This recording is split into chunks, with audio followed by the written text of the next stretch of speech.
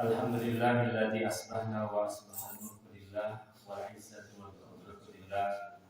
Asbahna ala fitratil Islam wa kalimatil ikhlas wa ala dini nabiyyina Muhammadin sallallahu alaihi wasallam. Wa asyhadu an la ilaha illallah wahdahu la syarika lah wa asyhadu anna Muhammadan abduhu wa rasuluhu amma ba'd. Faqala Allah ta'ala fil Qur'anil Karim, a'udzu billahi minasy syaithanir rajim. Ya ayyuhalladzina amanu kutiba alaikumusiyam kama kutiba alal ladzina min qablikum la'allakum tattaqun. Bapak-bapak jamaah kuliah subuh yang dimuliakan Allah Subhanahu wa taala. Alhamdulillah pada subuh di hari Ahad ini kita masih dalam keadaan sehat walafiat, dan alhamdulillah sampai hari ini kita masih dapat melaksanakan ibadah sahur, dan insyaallah masih ada beberapa hari lagi, sekitar beberapa hari lagi, sekitar 1 minggu ya. Ya memang Lebaran itu sudah ditunggu ya, apalagi sudah di pertengahan Ramadan. Walaupun sebenarnya seharusnya kita harus masih betah, masih semangat di bulan Ramadan ini. Terlebih Ramadan adalah salah satu bulan yang dipilih oleh Allah Subhanahu wa taala, satu-satunya bulan yang disebut oleh Allah di antara 12 bulan yang disebutkan oleh Allah.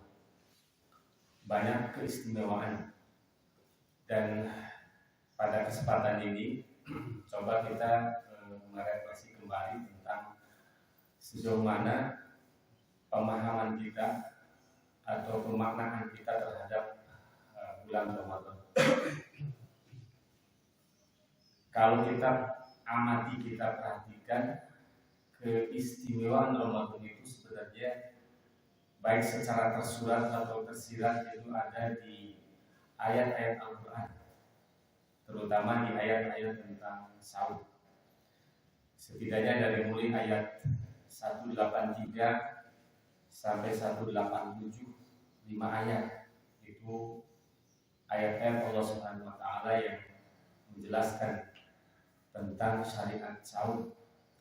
Dan ternyata di dalamnya itu kita akan menemukan tentang keistimewaan bulan Ramadan dalam satu tarikan nafas yang ada di 5 ayat.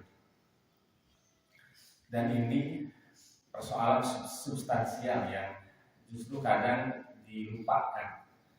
Tidak jarang 1 minggu menjelang Idul Fitri kita hampir lupa terhadap makna Ramadan yang begitu istimewa. Saya ingin dalam kesempatan ini, sebelum makalah nanti datang, kita akan mencoba untuk melihat kembali tentang apa saja keistimewaan yang ada di bulan Ramadan yang secara langsung ada di ayat-ayat sahur itu. Kita ambil kalimat-kalimat pokok, kalimat-kalimat inti yang ada di 5 ayat sahur itu. Yang pertama, salah satu keistimewaan sahur itu adalah tersurat dalam kalimat yang ada di ayat itu tentang kata-kata siam, yaitu ayat yang pertama, ya ayyuhalladzina amanu kutiba alaikumusiyam. Siam, sahur itu dari kata yang sama, soma yasumu siaman wa sauman. Para ulama mendefinisikan sahur atau siam itu artinya adalah al-imsak. Imsak itu artinya menahan. Jadi kata menahan, kenapa itu menahan? Berarti kalau menahan itu artinya ada dorongan, sehingga harus ada kata menahan. Berarti menahan itu siapa yang menahan? Siapa yang mendorong? Kenapa harus ditahan? Seberapa kuat kita bertahan? Dan seterusnya. Dari kalimat itu muncul mungkin pertanyaan-pertanyaan yang harus dijawab. Nah, menurut pengamatan para ulama, ternyata di dalam diri kita itu ada 2 dorongan, 2 keinginan. Satu keinginan nafsu, kedua keinginan iman. Apa yang menyebabkan kita atau umumnya masyarakat Muslim mampu bangun jam 3, malah di bulan Ramadan itu bangun jam 4 itu sudah dianggap kesiangan. Padahal di hari-hari biasa kesiangan itu setengah 6, jam 6 itu kesiangan. Tapi kalau Ramadan itu jam 4 saja, apalagi ibu-ibu itu sudah dianggap kesiangan. Oh, jam 4, padahal masih ada setengah jam lagi subuh. Dan itu berlangsung terus. Yang kedua, apa yang membuat orang menjadi kuat mau berselera makan jam 4? Padahal biasanya 11 bulan makan jam berapa? Jam 6, jam 7. Ini jam 4, jawab dulu, lulumu harus makan. Tapi tidak mengeluh orang itu, makan saja. Lalu dia harus menahan makan, minum, bersebadan paling tidak 13 jam setengah setiap harinya, dari mulai terbit fajar sampai maghrib. Padahal selera makan ada, makanan ada, kesempatan untuk makan pun ada. Apa yang menyebabkan kita tidak mau melakukan itu? Ada dorongan apa? Padahal di satu sisi ada dorongan mau makan ada, mau minum ada. Kesempatan untuk makan minum juga terbuka. Lalu apa yang menyebabkan orang bisa bertahan? Dan itu tidak hanya satu hari, paling tidak sudah satu hari, sudah 23 hari. Lalu apa yang mendorong orang di malam hari dia melakukan sholat malam 11 rakaat ditambah isya dan ba'diyah jadi 17 rakaat. Padahal seharusnya siangnya capek, malamnya kemudian selonjoran istirahat gitu. Tapi kadang sholat isya itu tepat waktu, sebelum waktunya orang sudah berkumpul untuk sholat isya. Padahal biasa namanya sholat isya ngumpul di hari-hari biasanya ya itu satu sah dalam dia. Tapi di Ramadan itu begitu antusias. Belum lagi nanti di akhir Ramadan kita akan dengan beramai-ramai secara masif mengumpulkan uang apa namanya? Zakat. Padahal paling susah zakat. Nah, kalau kita renungkan sebenarnya apa yang menyebabkan kita menjadi kuat? Dorongan apa itu? Itulah iman. Dorongan iman. Jadi pagi ini enaknya tahu Pak? Tidur kan setelah makan dari ngegelan perut itu kan ada tidur. Apa ya? Tapi kita datang ke tempat ini, kita duduk di tempat ini. Majelis ilmu pun menjadi ramai. Di saya itu masih subuhan itu tiap subuh. Padahal nggak ada dalam sejarahnya subuhan tiap subuh. Biasanya paling pengajian itu sore siang. Nah kita bisa melihat betapa dahsyatnya dorongan iman ketika menguasai diri. Tapi ketika hati kita itu dikuasai oleh nafsu, itu tidak ada cerita tentang nikmat beribadah seperti ini. Nah ini, jadi kembali ke makna saum. Jadi saum artinya adalah menahan dari hal-hal keinginan nafsu.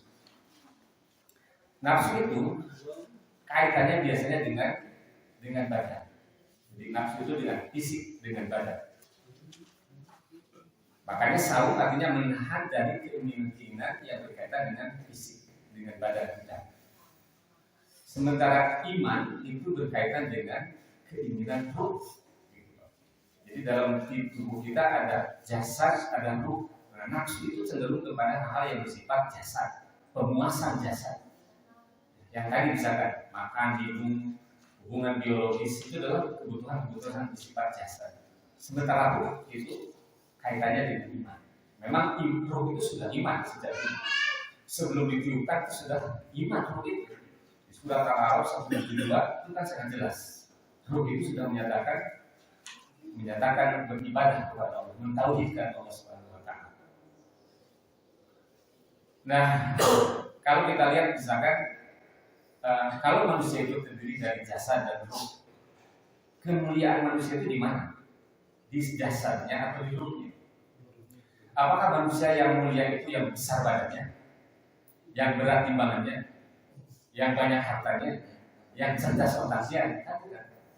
Yang mulia itu adalah keimanannya. Inna akramakum indallahi atqakum. Yang paling mulia di sisi Allah itu adalah yang paling bertakwa.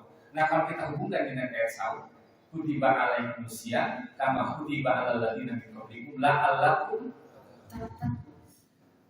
Jadi saum itu adalah syariat yang akan mengantarkan ke posisi tertingginya dari manusia, yaitu ruh. Hewan juga sama, punya badan, punya ruh. Kita juga punya badan, punya ruh. Tapi hewan itu kemuliaannya bukan pada ruhnya, tapi pada badan. So, sapi anu timbangan satu sapintar dengan sapi anu 50 kilo, mahal mana harga? Nah, kan gitu ya, sapi itu nanti bulan Idul Adha nanti semakin besar badannya semakin mahal harganya. Jadi kalau kira-kira banyak akurat yang ada pegang sapi naik ya.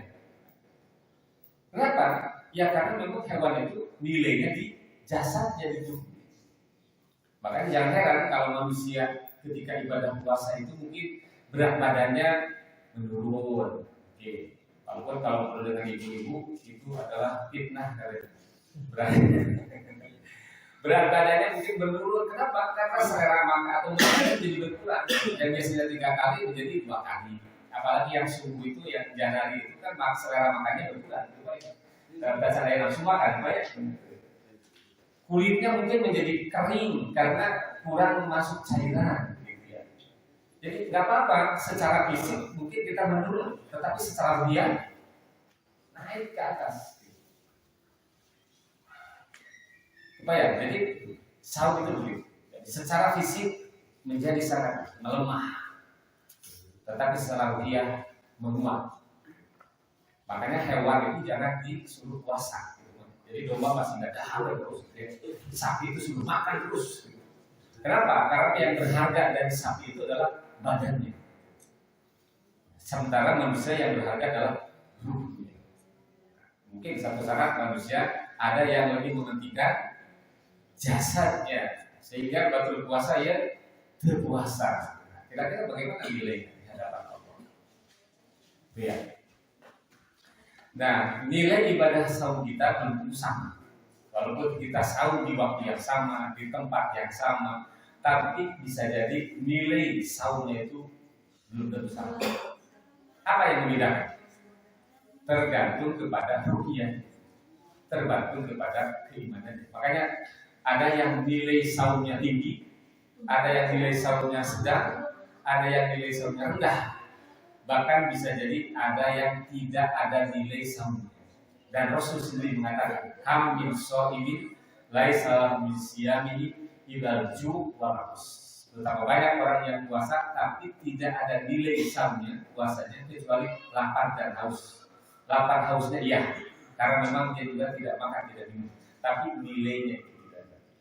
Seperti Jumatan, ada orang yang dapat ampunan 3 hari. Dapat 1 minggu bainal Jumatain ditambah 3 hari. Bisa saja ada orang yang tidak punya nilai Jumatan. Kenapa? Karena dia telah menghilangkan nilai itu dengan ngobrol. Kan gitu ya. Kata Nabi, orang yang ngobrol ketika khotib sedang buka atau nyarik mengobrol, pakar lagu, waban lagu kala Jumatan. Berarti ketika ibadah saum betapa banyak perbuatan lagu rofas yang dilakukan, yang justru itu akan menolkan nilai saum. Nah, makanya saumnya sama dilakukan, tetapi nilai belum sama. Nah ini yang pertama, kata-kata siam yang ada di ayat 185. Betapa tinggi nilai ibadah saum, yaitu ibadah yang akan mengantarkan manusia ke tingkatan tertingginya, yaitu sebagai manusia. Yang kedua, di ayat yang kedua, berapa hari kita berpuasa? Nah di ayat yang kedua Allah mengatakan ayyaman ma'dudat, beberapa hari. Beberapa hari itu berapa hari? Ya 1 bulan. Kalau bulan ini berapa hari? Insya Allah 30 ya. Yang jelas tidak ada 31, tidak ada 28 ya. 29, 30. Kenapa harus 1 bulan? Ayyaman ma'dudat, beberapa hari yang ditetapkan. Itu beberapa hari. Ternyata beberapa hari itu adalah 1 bulan. Kenapa harus 1 bulan? Kira-kira ada yang orang memikirkan bapak-bapak, ibu-ibu. Kenapa saum yang begitu istimewa yang tadi disebutkan? sampai mengantarkan orang bisa melakukan ibadah-ibadah luar biasa. Sekarang pertanyaannya, kenapa harus 1 bulan? Ya, kita tidak tahu kalau mengapa. Ya, tentu saja Allah yang Maha Tahu. Mungkin 1 bulan itulah cukup untuk mengantarkan seseorang ke tingkatan tertingginya, yaitu menjadi manusia bertakwa. Sebagai perbandingan, misalkan kita temukan surat Al-A'raf 143 tentang Nabi Musa. Ketika Nabi Musa dipanggil oleh Allah Subhanahu wa taala untuk menerima kitab suci. Nah, ini kan ada kaitan dengan puasa. Jadi ayat saum itu 1 saum, kedua saum itu dilakukan 1 bulan, ketiga Al-Quran, ayat Quran syahrul Ramadan unzila fil Quran, keempat tentang doa, kelima tentang itikaf. Itu 5 kata kunci di ayat. Nah, kita perbandingkan dengan Nabi Musa. Nabi Musa ketika dia akan menerima kitab suci Taurat dan akan berbicara langsung dengan Allah, itu disuruh oleh Allah untuk beribadah selama 40 hari.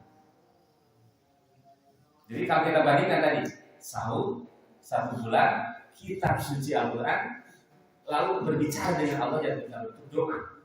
Nabi Musa ketika dipanggil oleh Allah untuk menerima kitab suci, maka Nabi Musa harus mempersiapkan diri dalam rangka membersihkan dirinya, mensucikan dirinya salasina laila. Itu di surat Al-A'raf 142, 143. Wa wa'adna Musa salasina lailatan. Dan kami menjanjikan kepada Nabi Musa selama 30 malam. Kita baca tafsir-tafsir Ibnu Katsir misalkan, itu disebutkan apa yang dilakukan oleh Nabi Musa selama 30 malam untuk menghadap Allah menerima kitab suci. Malamnya bukan sholat beribadah, siangnya berpuasa. Sama kita juga kan gitu ya, untuk meraih takwa, di mana takwa itu adalah akramakum indallah, posisi di mana sangat mulia dengan Allah. Dan kalau kita bongkar ayat-ayat takwa berkaitan dengan janji-janji Allah itu luar biasa. Bagaimana orang-orang yang bertakwa begitu sangat dekat dengan Allah dan mendapatkan jaminan di dunia seperti apa, di akhirat seperti apa. Tetapi tidak bisa itu didapatkan kecuali dengan takwa. Dan takwa itu bisa diraih salah satunya dengan ibadah saum. Dan itu dirasakan tadi kan, ketika diri ini dikuasai dengan, dan Ramadan itu sudah seperti mengkondisikan. Jadi orang tadi kondisikan dengan Ramadan itu. Nah itu hebatnya, istimewa. Setelah Nabi Musa kemudian 30 hari, 30 malam beribadah kepada Allah, lalu Nabi Musa melakukan dalam tanda kutip kesalahan. Apa kesalahan Nabi Musa? Nah, di tafsir dijelaskan istaka, atau bahasa kita itu bersiwak. Jadi ketika 30 hari selesai Nabi Musa bersiwak. Padahal bersiwak itu sesuatu yang tadi, kalau kita kaitkan dengan hadis inna raihata famis shaim atyab indallah min rihil misk. Jadi bau mulut orang yang berpuasa lebih Allah sukai atau lebih baik di sisi Allah dibandingkan dengan minyak kasih. Tapi Bapak jangan bayangkan bau mulut orang yang berpuasa, apalagi sudah 1 bulan tidak gosok gigi, apalagi sahurnya dengan yang jangan coba-coba nanti Bapak jam 11 siang, gitu ya. Tapi ini kan indah di sisi Allah, dalam arti betapa tingginya saum itu sampai hal itu pun dihargai oleh Allah. Logikanya begini Pak, kalau ada orang yang bajunya lusuh, rambutnya juga cakar-cakar begitu, pakaiannya ya lusuh lah, itu terus katanya soek-soek begitu, mungkin bilang ini. Tapi orang itu ahli ibadah, santun, jujur, gitu. Yang satu perlendek, badannya bersih, pakaiannya bersih, wangi, tapi korupsi 1.000 triliun misalkan. Aduh, masuk deh Pertamina. Kira-kira Bapak akan lebih suka yang mana? Tukang bohong, mending boleh jujur, ahli ibadah, menghiji, terlempet, tapi tukang bohong, korupsi. Mana ya? Kan kita bukan suka keculeuhnya, bukan suka kepada badan dusunnya, tapi ada nilai di situ tentang nilai. Nah, Allah itu bukan berarti suka yang baunya, bukan, tetapi Allah suka karena dia sampai harus seperti itu, karena dia menahan makan minum karena Allah Subhanahu wa Ta'ala. Itu kan logis saja kan. Kalau kita lebih senang kepada yang kotor tadi, bukan berarti karena kita senang yang kotor, bukan. Karena ada nilai di balik apa kesederhanaannya. Nah, jadi maksud saya adalah kalau pakai logika, kenapa Allah suka dengan bau itu? Bukan karena baunya, tapi dia sampai harus berbau-bau karena dalam rangka menjalankan perintah Allah. Nah, Nabi Musa itu dia menggosok giginya karena dia merasa bahwa itu lebih baik menurutnya. Nah, seharusnya orang yang sudah tinggi nilai keruhanian, tinggi keimanannya, bukan lagi yang baik itu menurut dirinya. Jadi yang baik itu bukan menurut saya, tapi menurut Allah. Kan banyak orang yang akhirnya berpikir seperti itu. Salat subuh 2 rakaat geus alus, komo lamun dikir saja geus alus komo lamun. Nah, itu dia sudah berpikir baik dan benar itu menurut dirinya, tidak lagi menurut Allah. Seharusnya orang yang beriman itu pertimbangannya itu bukan lagi menurut dirinya. Wayah nawe dikir teh 30 bisa kayak itu subhanallah teh. Kurang puas, bukan persoalan kurang puas, tapi itulah yang memang yang benar misalkan. Cukuplah sholat dulu teh 4 rakaat. Ieu gede kene tanaga. Bukan soal ternyata masih ada.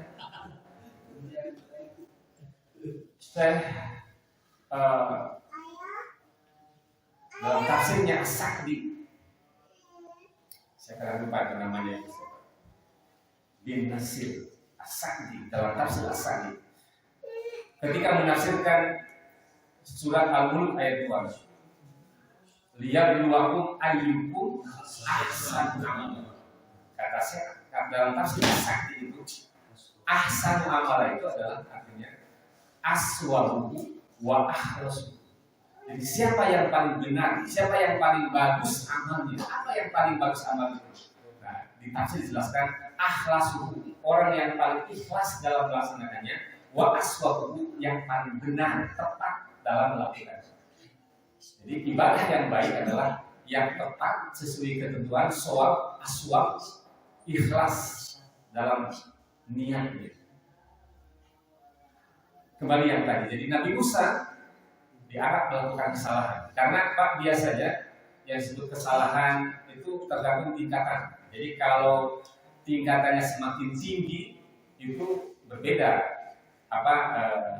sorotannya beda. Jadi kalau ada murid kencing berdiri itu tidak terlalu dipersoalkan. Tapi kalau guru kencing berdiri kan ada istilah guru kencing berdiri, murid kencing. Nah, kan ada istilah. Padahal berdiri itu ya boleh-boleh saja. Makan mungkin di pinggir jalan itu boleh-boleh saja. Tapi kalau untuk level tertentu itu kadang-kadang menjadi kurang baik. Kan? Ini setingkat orang yang nabi atau orang yang begitu beriman, maka dituntut harus lebih hati-hati. Nabi Musa hal seperti itu saja sudah dianggap merupakan kesalahan. Sehingga kemudian Allah menyatakan wa'atmamnaha bi asrin atama miqat rabbih arba'ina lailatan. Lalu Allah menyuruh untuk menyempurnakan ibadahnya itu dengan ditambah 10 hari, maka jadi sempurna 40 hari. Itu di surat Al-Baqarah disebut wa'adna Musa arba'ina lailatan. Surat Al-Baqarah itu 40 malam. Nah, di surat Al-A'raf ternyata 40 malam itu mulanya 30, lalu ditambah 10 menjadi sempurna.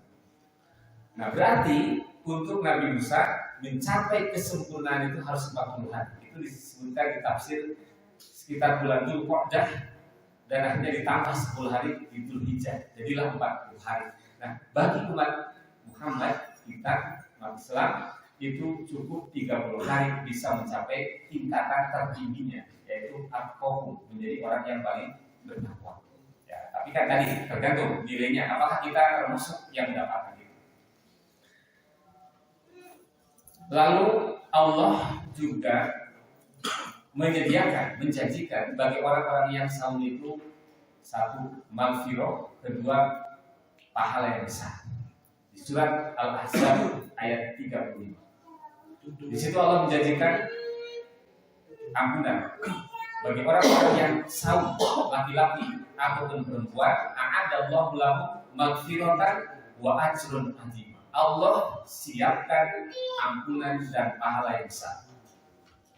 Ampunan artinya dia akan diampuni dosa-dosa orang yang berpuasa itu. Ya, kalau kita kaitkan dengan hadis man shoma Ramadan imanan wa ihtisaban ghufira lahu ma taqaddama min dhanbi. Dan itu disebutkan oleh Allah di Al-Ahzab ayat 35. Yang kedua, ajrun 'azim, pahala yang besar. Jadi dengan saum menahan diri dari keinginan-keinginan nafsu dan terus dilakukan selama 1 bulan, maka dia akan mendapatkan pahala yang besar. Pahala yang besar itu berapa? Kalau saya katakan pahalanya besar, berapa besar? Ya, itu kan kalimat ambigu, kalimat yang tidak jelas, sama dengan kecil, karena besar itu tidak jelas ukurannya. 1.000 triliun itu besar kecil, Pak? Tergantung. Kalau dibandingkan dengan 2.000, kecil banyak. Kalau dibandingkan dengan 1 ya besar. 2.000 triliun itu kecil dibandingkan dengan 10. Terus saja kan hitungan begitu. Nah, makanya ada ulama mengatakan yang dimaksud dengan pahala besar itu adalah apa saja yang dia butuhkan. Itulah yang besar. Setiap orang kebutuhannya pasti beda-beda. Nah, bagi seseorang yang besar itu adalah terpenuhinya apa yang dia butuhkan. Bagi orang yang uangnya banyak, sama misalnya 1 triliun, lalu kurang diberes miliar, jika itu terasa nggak besar ya kira-kira. Miliar, iya semoga 1 triliun. Ternyata ditambah uang 1 miliar itu biasa-biasa saja. Kalau kita punya uang 1 miliar, diberes 1 juta, biasa 1 juta. Jadi ternyata 1 juta tidak, 1 miliar itu tidak besar kalau dibandingkan dengan apa yang ini. Apa yang besar bagi dia? Mungkin orang yang punya kekayaan banyak itu dia sedang menghadapi masalah bisul, misalkan kan di Nawajana bisul ayat 7. Oh, bisul tak apa begini. Duit buka 1.000 triliun tapi bisul di Nawajah. Si kira-kira yang paling besar persoalan bagi dia itu apa sebenarnya? Gitu ya. Bagi dia mungkin uang tidak terlalu butuh. Kenapa? Ya sudah banyak. Tapi bagi saya, bagaimana ya bisa? Makanya dia setiap pertemuan atau setiap ini bertemu dengan orang. Apa yang bisulnya berada di wajah yang juga itu akan menderita kan? Maka bisa bebas dari penyakit itu bagi dia sudah merupakan hal yang sangat besar. Atau ada orang yang kekayaannya banyak tapi dia persoalan di keluarga, misalnya ada anaknya yang bermasalah atau pasangannya yang bermasalah. Bagi dia bukan lagi persoalan uang, tetapi bagaimana saya bisa menyelesaikan persoalan ini. Nah, itulah ajrun nadimah katanya. Jadi ajrun nadimah itu Allah berikan apa yang dia sangat butuhkan.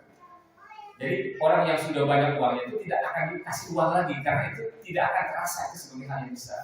Tapi selesai dari masalah yang dihadapi, itulah yang besar. Ya, sebesar-besarnya persoalan di dunia ya kan dunia, kan ada akhirnya. Gitu. Makanya ada orang yang sampai bunuh diri. Kenapa? Karena dianggap itulah cara menyelesaikan, gitu ya. Walaupun sebenarnya kan bukan begitu cara menyelesaikan. Nah, maka itulah persoalan dunia. Makanya kalau kita kaitkan takwa itu dengan surat At-Tolak misalkan ayat 6, "Mayyataqillah yaj'al lahu makhraja." Siapa yang bertakwa kepada Allah, Allah berikan solusi jalan keluar. Kan itu takwa itu dunia. Makanya kalau kita ingin dimudahkan oleh Allah urusannya, diberikan rezeki di luar dugaannya, diberikan solusi jalan keluar, bertakwa. Bagaimana meraih takwa? Berpuasa. Jadi saum itu akan memudahkan. Dia salah teori gitu Pak. Ya, kalau Allah berjanji itu pasti. Tinggal kita mau nggak, misalkan mengambilnya.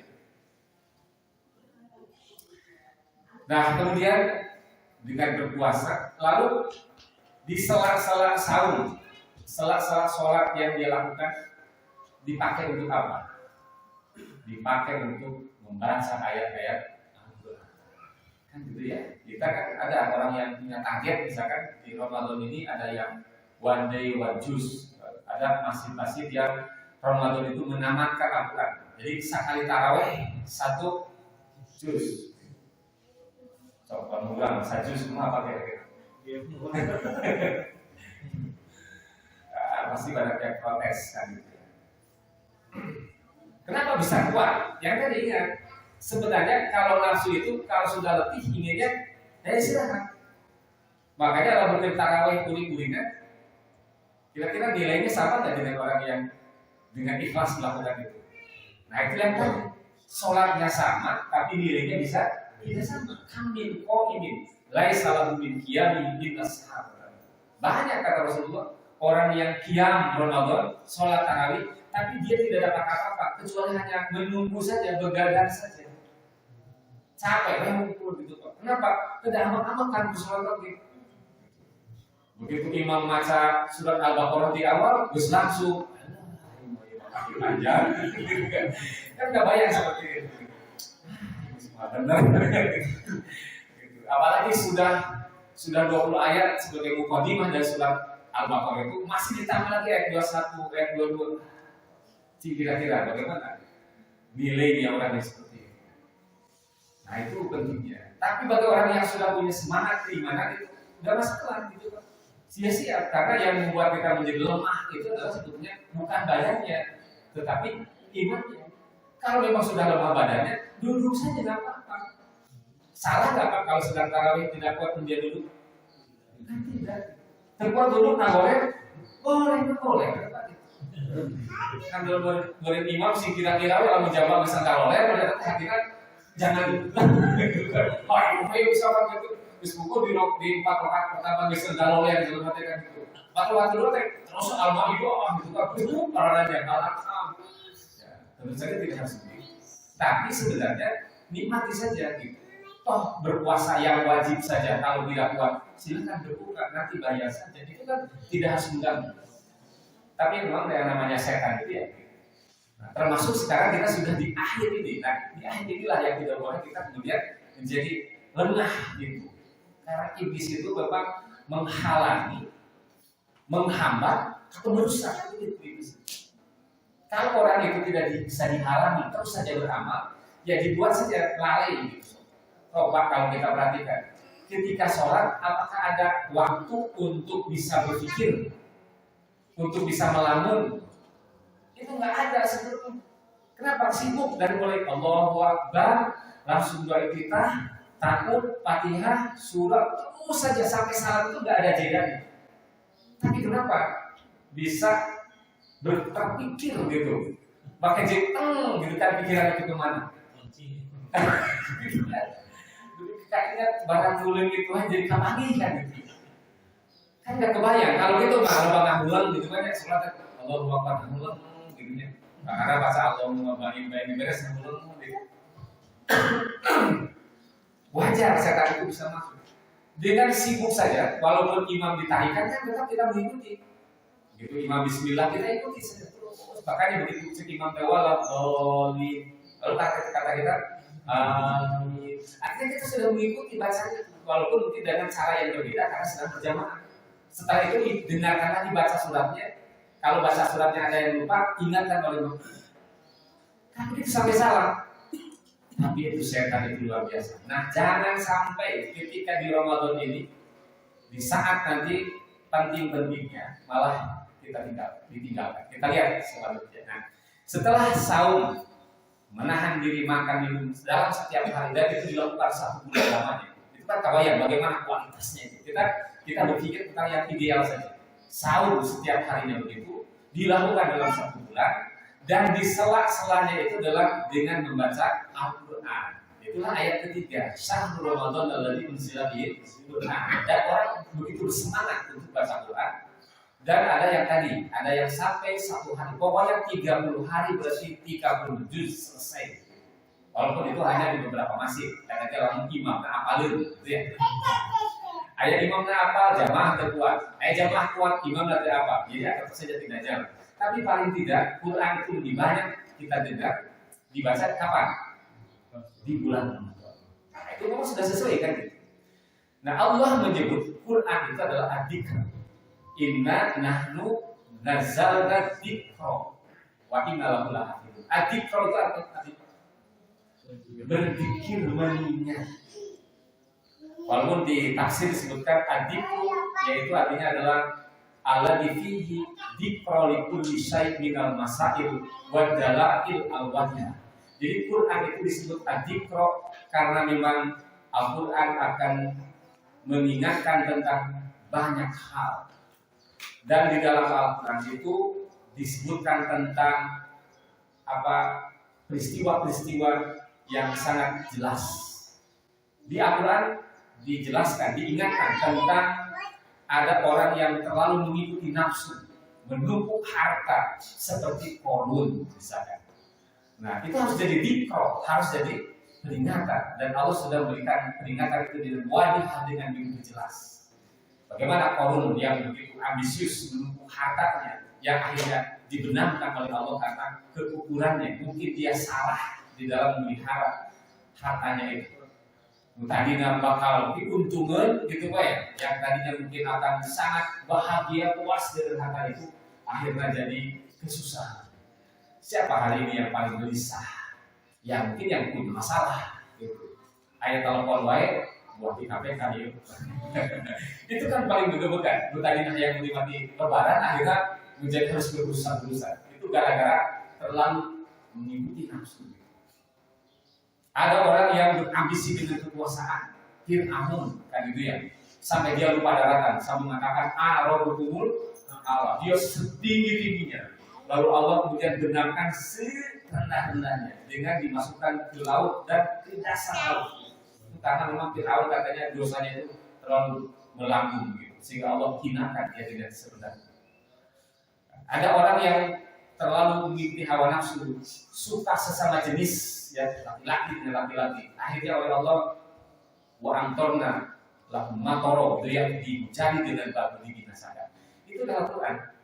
Jadi adzikr disebut adzikr karena memang di dalamnya ada peringatan-peringatan yang seharusnya itu ya menjadi pelajaran. Nah, orang membaca Al-Quran dia dikatakan sedang berzikir. Apa berzikir itu? Mengingat Allah. Jadi membaca firman-firman Allah, dia sedang mengingat Allah Subhanahu wa taala lewat ayat-ayat Al-Quran yang dibaca. Nah, maka keutamaan berzikir itu disebutkan oleh Allah, fadkuruni adkurkum. Ingatlah kepadaku, maka aku akan diingat kepadamu. Jadi ingatlah kepadaku dengan sebut apa yang kamu inginkan, maka aku akan mengingatmu dengan cara memberikan apa yang kamu minta. Nah, itu ayat berikutnya, wa idza sa'alaka ibadi fa inni qarib. Allah begitu dekat orang-orang yang mendekat kepada Allah. Jadi kabayang itu Pak, dari saum yang seperti itu dilakukan setiap hari dalam satu bulannya, lalu diselangi dengan bacaan ayat Al-Quran yang mengingatkan dan berzikir kepada Allah. Ketika sudah dekat dengan Allah, maka apa yang dia minta akan Allah kabulkan. Kira-kira apa? Permintaan apa yang paling berharga? Permintaan apa yang paling tinggi? Surga, husnul khatimah. Ibu, mana wigan? Ayah kamu yuk? Atau Pak, kucingan bapak-bapak ya. Yang Suratos, mereka mana yang Suratos? Ayo shopping. Ya, Pulau Ibu Yahyu sudah sebut karena keranjang. Tapi sudah. Ada cekotan dan kita. Oh Pak, ayo Suratos. Silakan. Kalau sudah dekat itu Allah akan kabulkan. Tapi kita tidak bicara tentang apa yang diinginkan. Itu atau Bapak yang Bapak ajukan. Tapi bagaimana Rasulullah ketika itu mengajarkan kepada Siti Aisyah. Di Ramadan itu kan ada satu malam, di mana satu malam itu nilainya lebih baik daripada 1000 bulan. Di mana satu malam itu ada di 10 hari pertama, 10 hari kedua, ketiga, 10 hari ketiga. Dan kita sedang ada di 10 hari ketiga. Siti Aisyah bertanya kepada Rasulullah, ya Rasulullah, al-aita in alimtu ayya lailatul ayya lailatul wahai Rasulullah, bagaimana menurut kau jika aku tahu tentang Lailatul Qadar, apa yang harus aku baca? Apa bacanya itu? Allahumma innaka afuwun tuhibbul afwa fa'fu anni. Berarti ini yang paling berharga dibandingkan dengan apa yang Bapak sebutkan. Surga, uang. Rasul ketika ditanya di momentum yang sangat berharga dan sangat penting, dan pada saat itu manusia sangat dekat dengan Allah, sehingga doanya karena dari mulai sahurnya, baca Qur'annya terus gitu. Ketika ada momentum tentang itu, Rasul ditanya, kira-kira doa apa yang bisa saya ajukan kepada Allah? Rasul mengajarkan itu. Bukan minta uang, berarti yang tertinggi permohonan itu adalah apa? Al-afu, bermaafkan. Apa artinya dunia ini? Toh pada akhirnya akan ditinggalkan, bukan hanya ditinggalkan, tapi akan diminta pertanggungjawaban. Kan halaluha hisabuha, haramuha iqaban. Yang halalnya akan diminta pertanggungjawab, yang halalnya saja diminta pertanggungjawab. Kalau yang haramnya ikut siksa. Itulah dunia. Nah ini kan sebenarnya pelajaran. Oh ternyata Rasul mengajarkan apa ya kira-kira doa. Nah afun itu lebih tinggi dari ghafur. Jadi kalau ghafur itu diampuni, afun itu lebih tinggi lagi. Karena kalau sudah afun itu sudah tidak ada lagi bintik-bintik, tidak ada lagi bekas-bekas. Maka ada istilah, kamu sudah saya maafkan, tapi susah untuk dilupakan. Itu bisa jadi bukan afun ya, seperti itu. Itu mungkin baru ghafur. Ya. Sudah saya maafkan. Nggak angkat lalu nadanya dehenan langsung teringat apanya itu ya. Bekas. Mereka masih doa ya, orang di mana saja lihat sendalnya saja ingat kejelmaan. Ayah ayam aliwat, kan hubungan ayam di bukan. Begitulah membekasnya, itulah mungkin dia memaafkan. Tapi kalau afun itu sudah tidak ada, seakan-akan dia tidak pernah ada masalah itu. Ya walaupun kalau seolah-olah tidak ada masalah, kalau di surat Al-Imran berkaitan dengan orang yang takwa, wal afina 'anil nas, wallahu yuhibbul muhsinin. Akan lebih bagus setelah itu kemudian dia berbuat baik kepada orang. Ada orang yang pernah melakukan kesalahan kepada kita, orang Garut lebih jauh bisa memumpuk dari itu, datang ke sini dengan ongkos dan kesabaran, kemudian dia minta maaf, aku saya melakukan kesalahan kemarin. Cik bapak tanya soal yang berat, balik lagi. Kalau aku itu tidak begitu, balik begitu harus dipanggil. Bukan mostek balik kan? Aku sampai sama bosnya dia. Kayak balik ini bukan biasa lima. Tuh bawa sakarun. Nah itulah afun walau milibul. Jadi Allah itu magfiratan wa ajron. Allah itu ampuni dulu dosanya, berikan pahala. Berapa kan sudah merasa puas, kalau sudah memaafkan juga sudah puas, akan lebih bagus kemudian beri juga. Jadi kira-kira apa mending kumaha ulah lamun dicairkan lak dasar gitu, cairkan dulu kakaret dibere gitu. Atau mendingan dicairkan langsung dibere. Jadi Allah mah dinyarekan, dimaafkan dulu diberekan gitu. Nah itu kan yang lebih bagus. Nah jadi permintaan tertinggi sekalipun, berarti afun dekat tetap tertinggi. Permintaan tertinggi sekalipun kalau sudah dekat Allah berikan. Itulah makna walidah sa'alaka ibadi dan lipat ini. Nah kemudian yang terakhir ya, intikaf itu surat 187-nya. Apa intikaf? Ya berdiam diri fisik untuk beribadah. dan Rasul itu lakukan di 10 hari akhir. Jadi setelah 10 akhir Ramadan itu Rasul tinggalkan rumah, pindah kemana? Ke masjid, ke rumah Allah. Kita lihat di kita 10 akhir itu masuk ke rumah Allah atau meninggalkan rumah Allah. Nah ini yang fenomena yang terjadi ya. Ada jamaah pengajian ibu-ibu yang mengusulkan Ustaz ngajinya sampai tanggal 25 saja. Kenapa mau kemana ibu-ibu tanggal 25? Kenapa sampai tanggal 25? Itu dia. Justru dari fenomena sekarang itu fenomena di akhir Ramadan itu adalah bukber. Itu bukber di mana-mana. Sampai saya harus menghadiri hari ini di sini, hari itu terus itu bukber itu. Lalu apa yang dilakukan? Bukbernya sekarang sudah meningkat lagi di rumah makan. Rumah makan itu kan kadang ke masjidnya agak jauh. Atau ada masjid tapi banyak orang bagaimananya makan di situ dengan musik-musik di situ. Lalu di akhirnya sholatnya bagaimana? Tertinggal. Datang ke rumah taraweh diseder di imamnya. Akhirnya ke taraweh. Itu bayangkan di 10 akhir.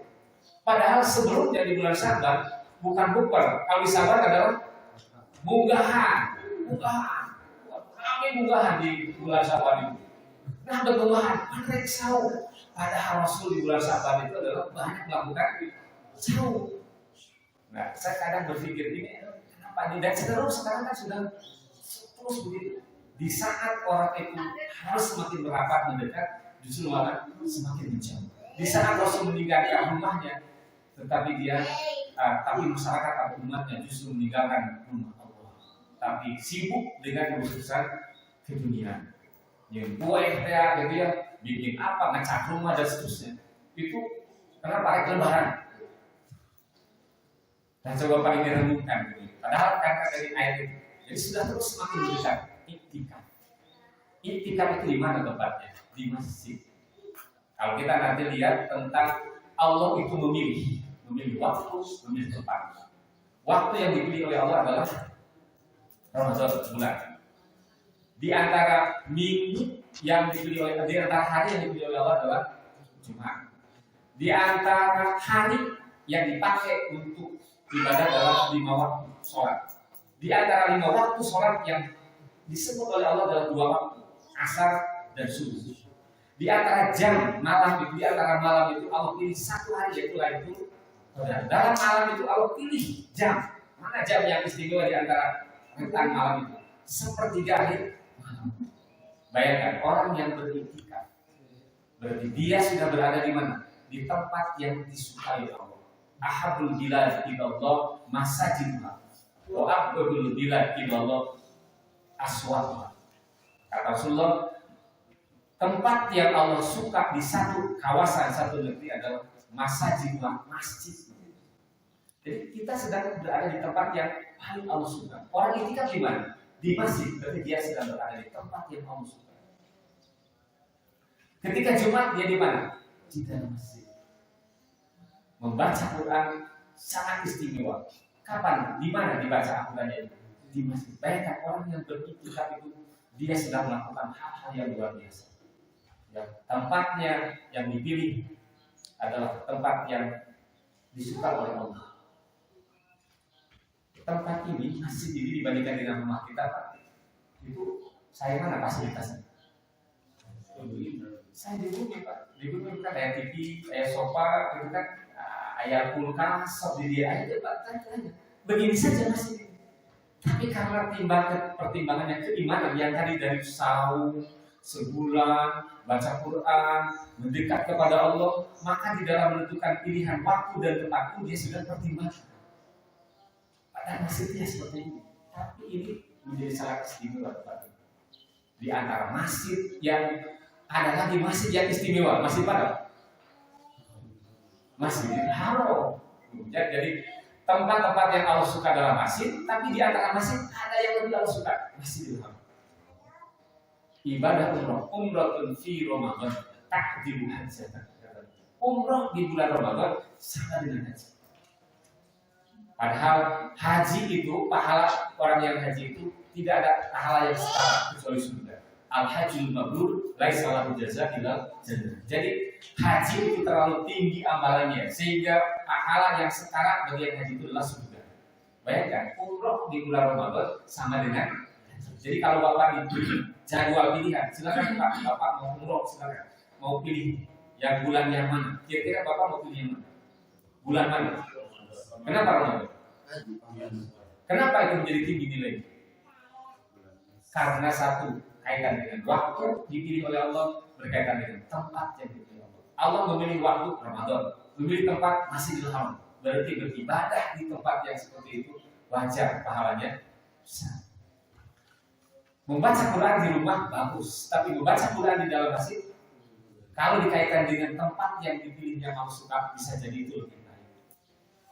Walaupun kan tadi banyak, kalau nilai itu tidak harus ditentukan dengan waktu dan tempat, tetap kembali kepada ruhiyahnya, terhadap keimanannya. Walaupun sholatnya berjamaah, tapi balik uling-ulingan kan kata saja itu bisa jadi pahalanya tidak besar. Jika orang umroh balik makan pada berdesakan, gitu tawaf teh gitu ya. Coba bayangkan kalau orang itu dari mulai tawafnya bisa makan lantaran kaki saya itu baku terus sa'i capek kiri saya tadi gitu. Mungkin kabarnya kira-kira apa yang dia dapatkan dari ibadah seperti itu? Ya akhirnya kan ibadah itu tetap dilakukan, tapi nah di sini kembali nilai itu kepada kita. Nah, kalau sudah seperti itu, Pak, sudah 10 akhir itu, maka kita kedudukan kita sebagai manusia itu akan menjadi sebagai manusia biasa akan meningkat kedudukannya seperti makhluk yang hanya ruh saja. Siapa yang ruh saja? Jadi manusia yang biasa yang terdiri dari jasad dan ruhnya, karena begitu kuat pendekatan dan ibadahnya, maka bisa jadi akan meningkat seperti para malaikat dalam arti dekat dengan Allah Subhanahu wa taala. Nah, inilah mungkin momentum yang ada pertentangan. Kalau di ayat yang pertama Allah mengatakan la'allakum tattaqun, maka di akhir apa? La'allahum yattaqun. Jadi kalau di awal la'allakum tattaqun, di akhir la'allahum. Apa bedanya la'allakum tattaqun dengan la'allakum yattaqun? La'allakum kamu, kalau kamu itu di mana? Kamu itu ada di hadapan. Kalau mereka di mana? Jauh. Nah, artinya kita mulanya kata Allah, silakan laksanakan puasa ini oleh kamu. Lalu kita melakukannya. Setelah kita melakukannya, maka Allah kemudian bercerita dengan makhluk-makhluk lainnya, merasa bangga. Mereka itu menjadi orang-orang bertakwa. Nah, inilah diantaranya 5 ayat Al-Quran yang kadang terlupakan. Jadi hati-hati dengan jebakan setan. Ya. Begitupun tentang syariat seputar Idul Fitri, Idul Adha. Jadi sebenarnya tidak ada yang berbeda. Syariat Idul Fitri itu ya seperti yang sudah saya tuangkan di mahal, seperti itu saja. Setiap tahun seperti itu. Ya silakan nanti kalau ada yang perlu dikoreksi, kalau bapak silakan dikoreksi makalah yang saya buat. Tapi memang yang namanya syariat itu ya sudah ditetapkan seperti itu. Kenapa muncul hal-hal baru misalkan di syariat? Ilustrasinya seperti tadi. Secara logika harusnya tidak ada pikiran-pikiran yang masuk ketika sholat. Allahu Akbar, Subhanallahumma, Allahumma barik terus depannya sampai assalamualaikum. Ada nggak yang beda? Nggak ada. Kenapa ada masuk pikiran-pikiran sampai maka jengah lamun kapan gitu ya? Membayangkan sesuatu itu dalam kerangka yang contoh sederhana. Maka bisa saja terhadap syariat berkaitan dengan Idul Fitri pun tidak menutup kemungkinan akan masuklah hal-hal baru yang kemudian terus padahal secara syariat ya udah saja itu mungkin. Memang manusia itu ada kemampuan untuk berpikir, melakukan sesuatu hal yang baru, itu kreatif namanya, itu tidak dibatasi. Makanya ada istilah Idul Adha ada dan syariat seputar Idul Fitri. Islam tidak melarang adat karena adat artinya adalah kreativitas. Jadi hal-hal yang dibuat oleh manusia. Jadi perbuatan-perbuatan yang dipikirkan dibuat oleh manusia. Nah, mulanya itu adalah hal yang biasa-biasa, tapi kemudian terus diulang-ulang, dijaga, maka menjadi tradisi. Jadi tradisi itu adalah adat yang dilestarikan, jadilah tradisi. Jadi Islam tidak anti dengan adat atau tradisi, tapi Islam punya ukuran.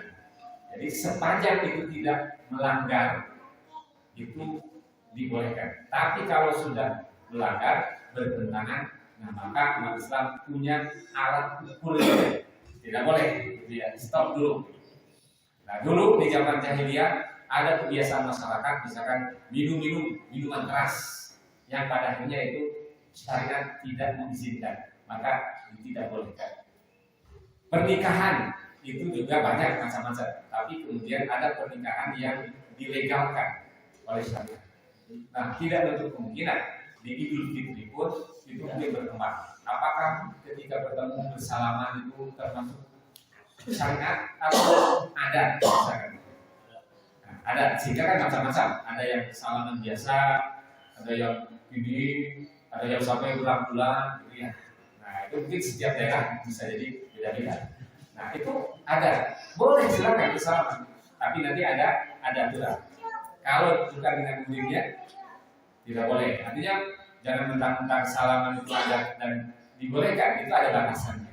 Ya, jadi jangan tiba-tiba kemudian nongkrong di pinggir jalan, setiap orang disalaman. Padahal kenal dia tidak disalaman. Apakah boleh? Boleh. Tapi tetap mungkin kalau dia bukan muridnya salam. Kalau bukan muridnya maka tidak. Nah itulah di situ syariat. Jadi tidak menjadi serba boleh. Nah silakan nanti kita lihat apa saja yang diizinkan, apa yang tidak diizinkan. Sekarang Kang Dadan ada buktinya. Itulah jam yang tadi jam 5 dan sekarang sudah jam 3 menit.